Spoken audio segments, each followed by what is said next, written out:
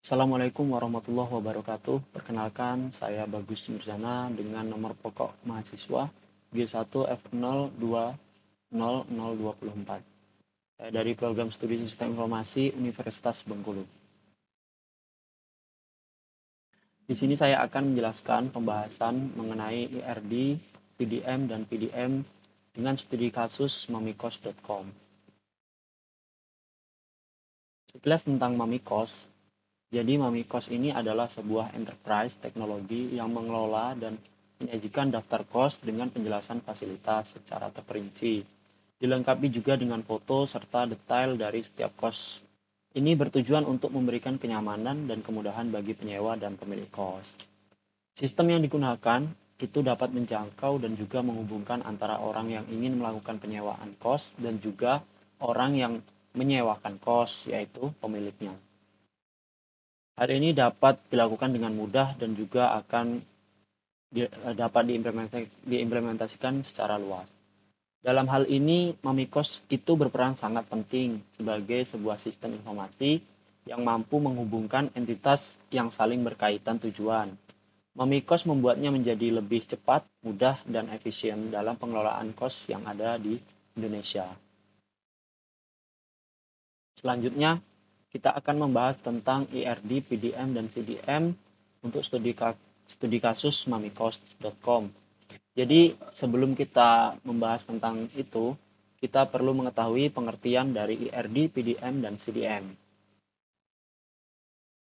Nah, untuk IRD itu singkatannya adalah Entity Relationship Diagram, yaitu istilah dari bahasa Inggris yang artinya adalah diagram hubungan entitas. IRD juga sering disebut dengan model IR atau IR diagram. Sederhananya, Entity Relationship Diagram adalah salah satu jenis diagram yang bersifat struktural dan bisa digunakan untuk suatu desain pada suatu database ataupun pada sebuah business plan. Selain itu, terdapat banyak komponen yang menjadikan Entity Relationship Diagram atau ERD seperti konektor dan juga simbol yang berbeda-beda. Nantinya komponen-komponen ini akan melakukan visualisasi pada dua informasi yang dianggap saling berkaitan dan juga penting. Nah, untuk komponen IRD itu sendiri, yang pertama itu ada entitas. Nah, entitas itu merupakan sebuah kumpulan objek yang dapat teridentifikasi secara unik.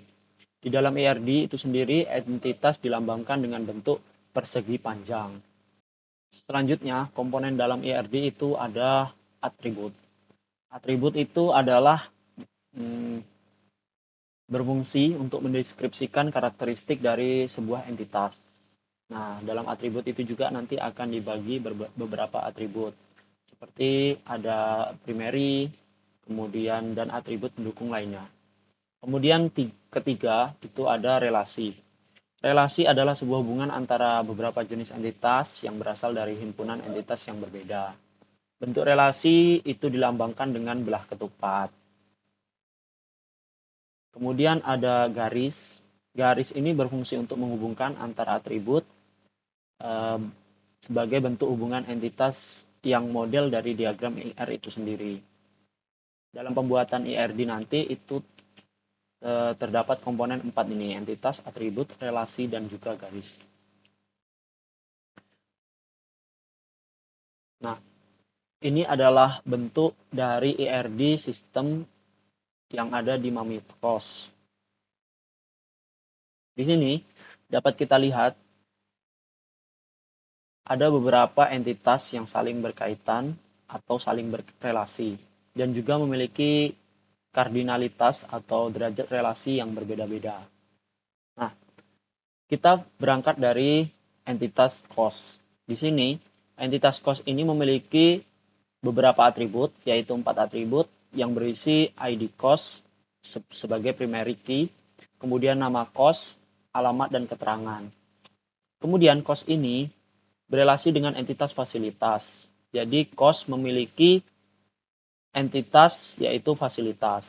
Nah, fasilitas ini memiliki atribut yaitu ID fasilitas sebagai primary, kemudian nama dan juga keterangan. Selain itu, cost juga dipunyai oleh pemilik. Nah, Cost ini berelasi dengan pemilik yang derajat kardinalitasnya itu adalah 1 ke N atau 1 ke banyak. Dan pemilik memiliki beberapa atribut, yaitu antara lain ID pemilik yang di situ adalah primary key untuk entitas pemilik. Kemudian alamat, nama pemilik, password, nomor HP, dan email. Nah, kemudian cost juga berelasi dengan layanan, dengan entitas layanan. Jadi, di dalam entitas layanan itu sendiri terdapat 3 atribut. Di antaranya adalah ID layanan, kemudian nama layanan, dan juga keterangan. Di mana ID layanan itu adalah merupakan primary key untuk entitas layanan. Kemudian entitas layanan itu menerima penyewa, artinya dia berelasi dengan entitas penyewa, di mana penyewa ini adalah orang yang ingin menyewa kos. Nah, di situ akan berelasi dengan entitas layanan. Nah, untuk entitas penyewa memiliki atribut, di antaranya adalah ID penyewa. Nah, di situ memiliki ID penyewa itu merupakan atribut kunci untuk entitas penyewa. Kemudian jenis kelamin, alamat, nama penyewa, email, nomor HP, nomor KTP penyewa, foto, dan password penyewa. Penyewa berelasi dengan pemesanan, karena penyewa akan melakukan pemesanan. Nah, untuk kardinalitasnya itu sendiri adalah 1 ke 1. Jadi, satu penyewa akan melakukan 1 kali pemesanan. Nah, untuk atribut dari pemesanan, entitas pemesanan itu sendiri, terdapat 6 atribut, yaitu yang pertama adalah ID pemesanan yang merupakan primary key dari entitas pemesanan. Kemudian batas tanggal masuk, kemudian tanggal keluar, batas akhir, tanggal pesan, dan juga harga kamar. Nah, kemudian entitas pemesanan itu sendiri akan berelasi dengan entitas pembayaran. Jadi, setiap penyewa itu juga akan melakukan pembayaran. Jadi, itu yang menyebabkan pembayaran dengan pemesanan itu saling berelasi. Dan derajat kardinalitasnya itu adalah 1 ke 1. Nah, untuk entitas pembayaran memiliki 7 atribut. Di antaranya adalah ID pembayaran, jumlah, tanggal transaksi, foto konfirmasi, ID bank, dan kode transfer. Selain itu, entitas pemesanan juga akan berelasi dengan kamar. Nah, jadi penyewa itu akan memesan sebuah kamar. Jadi, entitas pemesanan akan berelasi dengan entitas kamar. Nah, di sini untuk entitas kamar mempunyai atribut di dalamnya, yaitu ID kamar yang merupakan primary key dari entitas kamar. Kemudian nama kamar, kemudian jenis, dan juga status kamar. Nah, selain itu kamar juga akan berelasi dengan detail kamar, karena setiap kamar itu akan mempunyai detail kamar. Jadi, untuk relasinya itu kardinalitasnya adalah 1 ke 1. Setiap kamar akan mempunyai 1 data mengenai detail kamar. Nah, untuk detail kamar itu sendiri, itu memiliki atribut yang pertama adalah ID detail kamar, tipe, harga, gambar kamar, dan nama kamar. Jadi itu adalah rangkaian dari entity relationship diagram yang ada di sistem mamikos.com. Kemudian kita akan beranjak di PDM. Nah, PDM itu sendiri adalah Physical Data Model. Merupakan bentuk fisik perancangan basis data yang sudah siap diimplementasikan ke dalam DBMS, sehingga nama tabel juga sudah merupakan nama asli tabel yang akan diimplementasikan ke dalam DBMS. Model relasional atau physical data model PDM adalah model yang menggunakan sejumlah tabel untuk menggambarkan data serta hubungan antar data. Setiap tabel mempunyai sejumlah kolom di mana setiap kolom memiliki nama yang unik beserta tipe datanya. PDM merupakan konsep yang menerangkan detail dari bagaimana data disimpan di dalam basis data. Dapat dilihat di slide untuk PDM dari sistem Amicos itu sendiri itu seperti ini, dan ini pembuatannya adalah di Microsoft Visio. TRD juga termasuk dibuat di dalam Microsoft Visio. Nah, di sini dapat dilihat ini adalah bentuk PDM di mana entitas yang ditampilkan atau ditampakkan itu adalah seperti sebuah atribut. Jadi seperti di dalam entitas penyewa ini ada atribut seperti ID-nya, kemudian nama dan sebagainya. Nah, itulah perbedaan untuk PDM dan IRD. Kalau IRD itu Entity Relationship Diagram, sedangkan PDM adalah Physical Data Model. Dari namanya itu terdiri dari data-data pada tabel entitas. Nah, di sini akan saya jelaskan satu persatu untuk relasi antar tabel di PDM. Nah, untuk pertama kita berangkat di cost deh.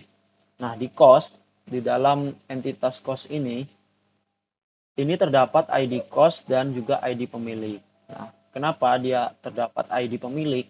Karena cost ini berelasi dengan tabel pemilik, atau entitas pemilik.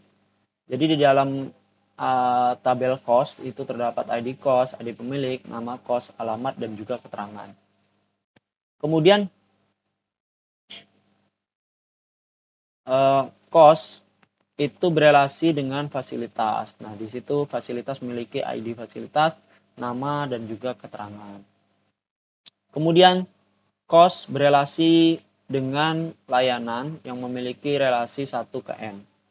Di sini layanan memiliki atribut ID layanan sebagai kunci primer, nama layanan, dan juga keterangan.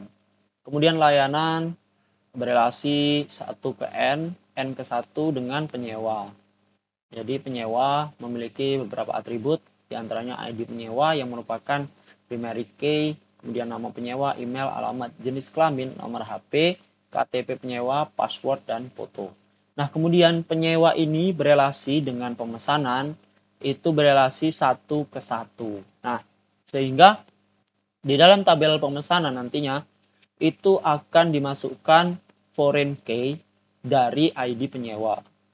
Jadi, atribut kunci dari penyewa, tabel penyewa akan masuk ke dalam tabel pemesanan dan menjadi foreign key atau kunci tamu untuk tabel dalam pemesanan. Nah, dalam tabel pemesanan itu sendiri atau entitas pemesanan itu terdapat atribut yaitu ID pemesanan, ID penyewa, tanggal masuk, tanggal keluar, harga kamar, tanggal pemesanan, dan batas akhir.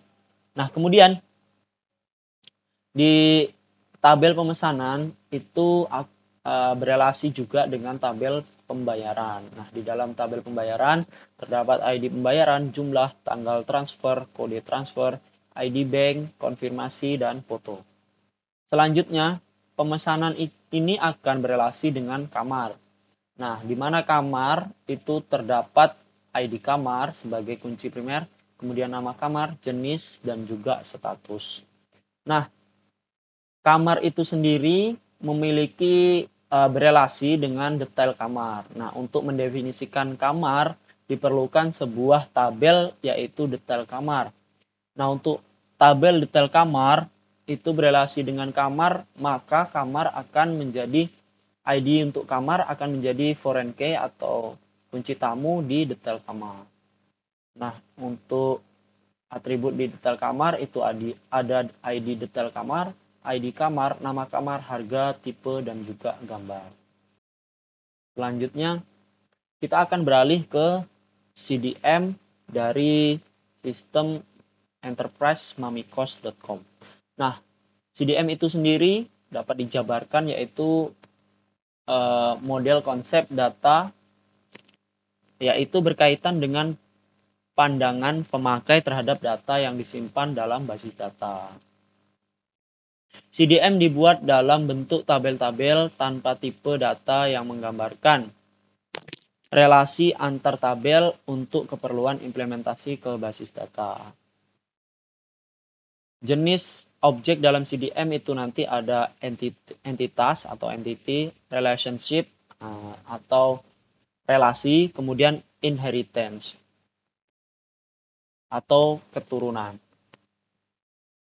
Nah, ini adalah gambar untuk CDM sistem enterprise mamikos.com.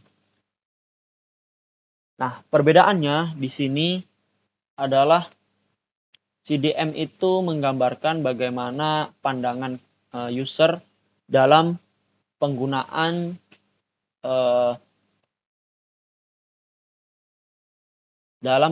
data tabel yang ada pada sistem. Nah, di sini dapat dilihat kita berangkat dari cost. Nah, di sini cost yang memiliki atribut-atribut di dalamnya. Nah, di sini akan ada sebuah action di mana dapat melakukan tambah, edit, dan juga hapus. Hampir sama dengan PDM, namun bedanya di sini untuk CDM itu seperti yang kita bahas di slide sebelumnya, dia memiliki komponen yaitu entitas. Entitas ini adalah seperti pemilik, fasilitas, cost, pembayaran. Nah, itu adalah entitas. Kalau di PDM adalah tabelnya. Nah, di sini juga di CDM ini setiap atribut itu akan didefinisikan bagaimana tipe data untuk setiap atribut di dalam entitasnya. Nah, itu bedanya. Seperti ID cost ini memiliki tipe data integer, kemudian nama cost memiliki tipe data varchar dan lain-lain dan seterusnya. Nah, baik, mungkin itu saja yang bisa saya sampaikan mengenai pembahasan kita, yaitu pembuatan IRD, CDM, dan PDM, dalam hal ini studi kasus mamikos.com. Saya ucapkan terima kasih telah menonton video ini sampai selesai. Semoga ilmu yang saya sampaikan dapat bermanfaat. Saya akhiri, wassalamualaikum warahmatullahi wabarakatuh.